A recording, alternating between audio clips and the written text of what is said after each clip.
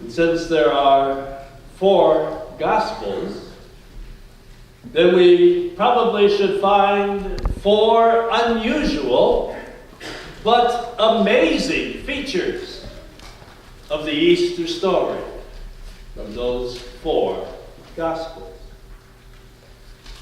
In other words, whatever is unusual for Matthew is also unusual for Mark, and Luke, and John.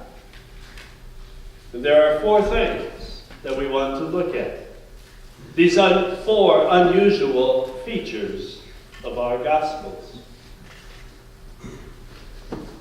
The first unusual feature is that there is a silence of any reference at all to the Hebrew Bible. In other words, to the Old Testament. No reference in the stories of Easter. Up to this point, all 4 evangelists, and especially Matthew, have drawn heavily upon Old Testament prophecies. And he quotes the Old Testament often, as it's clear that Jesus' birth, life, and death were according to the Scriptures. Yes, even the burial stories have a couple of small exceptions to resurrection. But this is all the more remarkable when we note that from as early as St. Paul, the common Christian creed declared that the birth, the life, the death, but also the resurrection was according to the Scriptures. And our Nicene Creed puts it this way: He rose again in accordance with the Scriptures. But there's no reference to the Scriptures in the Easter stories from the Old Testament. The Gospels tell us they're there, but they don't share where they are. And it would have been easy for Matthew, Mark, Luke, and John to refer to at least one scriptural prophecy, but they don't. St. John even tells us that the disciples still did not understand from Scripture, or they did not know the Scriptures' references to resurrection.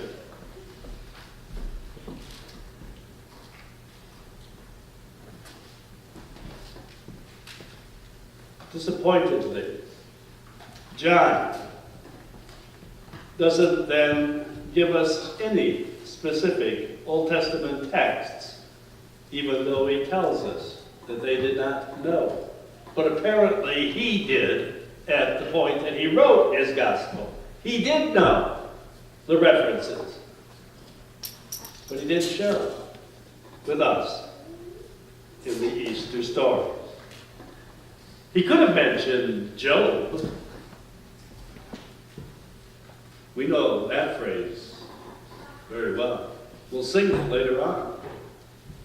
I know that my Redeemer lives. But the gospel stories don't give us that reference at all. So the resurrection of Jesus is God's great surprise, just as Jeff told the kids. Now, Old Testament Jewish theology does include a very strong belief in resurrection, but a resurrection of all people, not just one person ahead of all the rest. Yes, the Jews, just like Christians, believe in a bodily resurrection. But we have to wait so that that will happen to everyone at once. Nobody gets there bodily before anyone else, except, of course, for Jesus. We will all be raised to new life together. And prior to that bodily resurrection, all of us will be with Jesus, but not bodily yet, until the great resurrection. So the gospel writers kept alive the remembrances of Jesus' appearances for 40 days after the resurrection. However, they did not give us the connection between the Old Testament passages about resurrection and the specifics of Jesus' resurrection. That's the first unusual feature of all four Gospels in reference to the Easter story. The second strange feature of the stories is more well known and also very brief. The presence of the women as the principal witnesses. Whether we like it or not, women were not regarded as credible witnesses in the ancient world. But there they are in all four Gospels, front and center. The first eyewitnesses to the empty tomb. The first to tell others about the fantastic news of the resurrection. Luke tells us the disciples did not believe the women. Why not? Well, women weren't believable, that's why. Because their words seemed to them like nonsense. That's the second strange feature, and all four Gospels report it. Unusual, but true. So the third strange feature is the portrait of Jesus himself. We remember another story about Jesus, the Transfiguration, as described by Matthew, where Matthew tells us in the 17th chapter, he was transfigured before them, and his face shone like the sun, and his clothes became white as light.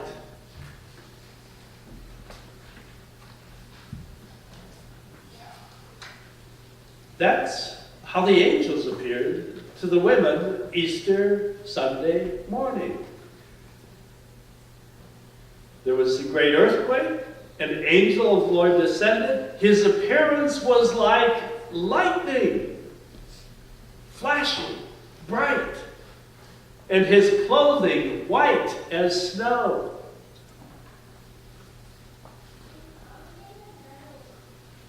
But the Transfiguration, that's how Jesus appeared. But not at the resurrection. Not in the Easter stories at all. He could have been mistaken for a gardener even, or a fellow traveler along the road to Emmaus. His face didn't shine. His clothes didn't glisten. And yet Daniel writes of the resurrected righteous shining like stars when he writes in his 12th chapter, and those who are wise shall shine like the brightness of the sky above, and those who turn many to righteousness like the stars forever and ever.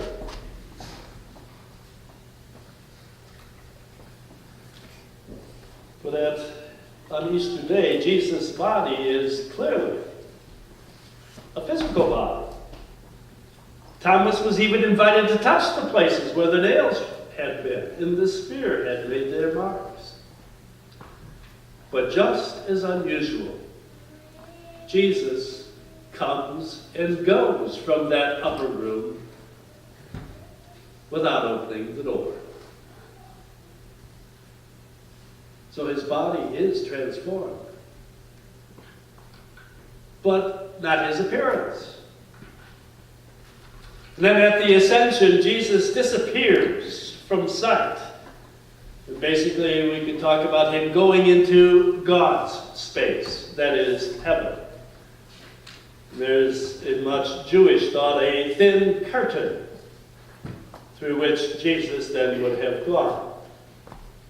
That thin curtain separates God's space from human space. That's how they think of it. And so Old Testament texts predict that the resurrection will involve a regular body, but a body with different properties. Yes, that's what we can wait to experience as well. We will have a transformed body, yet it will be recognizable, just as Jesus' body was recognizable on Easter evening. One last unusual feature.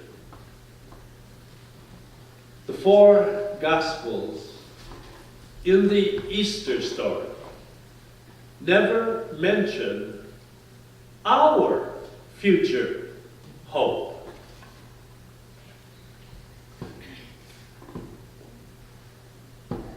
That's unusual. Almost everywhere else in the New Testament, the resurrection of Jesus is spoken of in connection with the promised hope that those who belong to Jesus will one day be raised as Jesus has been raised.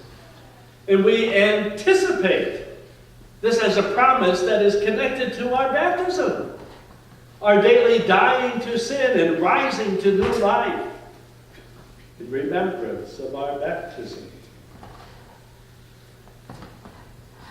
But the gospel stories about Easter never say anything like Jesus is raised, therefore there is life after death. It never says Jesus is raised, therefore we shall be raised from death. It doesn't say anything like that. There is life after death, very definitely. We shall be raised. We shall, indeed. And Paul says this in his letters over and over again. But the four Gospels in the story of Easter is silent about us. That's unusual. Insofar as the event of the resurrection is interpreted in the four Gospels, Easter has been given a very special place in our lives.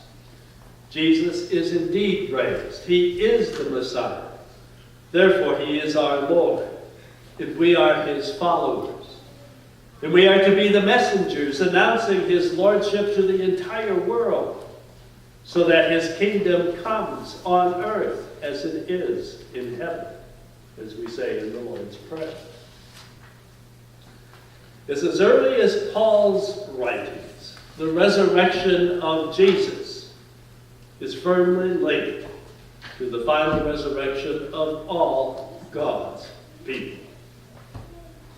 And Paul wrote before the Gospels were written. And so they had that message, very definitely. It was there in the early church from the very beginning. But the Gospel writers chose to omit that message on Easter Day. So the early Christians, yes, they would tell the stories. And they would tell about the resurrection. They would say that he was the Messiah. And through him, God's kingdom has been broken into our present time.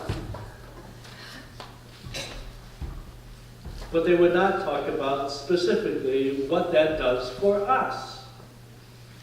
And so we need to add that to the story. That faith in Jesus puts a spring in our step and in our lives. For even as we die and rise from death and sin, because of our baptism.